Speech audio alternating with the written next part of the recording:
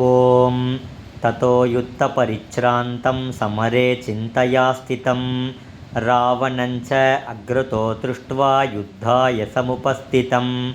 दैवतैश्च समागम्य द्रष्टुमभ्यागतोरणम् उपागम्य अब्रवीद्रामम् अगस्त्यो भगवान् ऋषिः राम राम महाबाहो शृणु गुह्यं सनातनं येन सर्वान् ऋणीन्वस्य समरे विजयिष्वसि आदित्यकृदयं पुण्यं सर्वशत्रुविनाशनं जयावगं जपे नित्यम् अक्षय्यं परमं शिवं सर्वमङ्गलमाङ्गल्यं सर्वपापप्रणाशनं चिन्ताशोकप्रशमनम् आयुर्वर्धनमुद्धमं रश्मिमन्तं समुद्यन्तं देवासुरनमस्कृतं पूजयस्व विवस्वन्तं भास्करं भुवनेश्वरं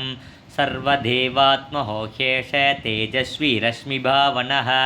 येष देवासुरगणान् लोकान् पादीगभस्तिभिः येष ब्रह्मा च विष्णुश्च शिवस्कन्दप्रजापतिः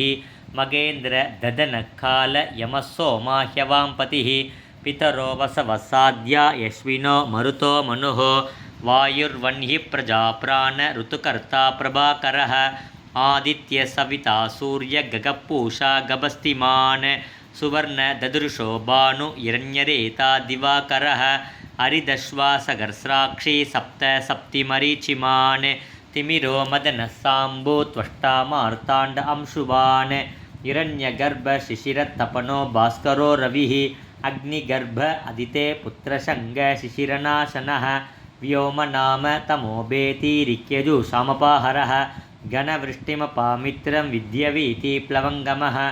आतपीमण्डली मृत्युः पिङ्गलसर्वतापनः कविर्विश्वमहातेजाः रक्तशर्वा भवोद्भवः नक्षत्र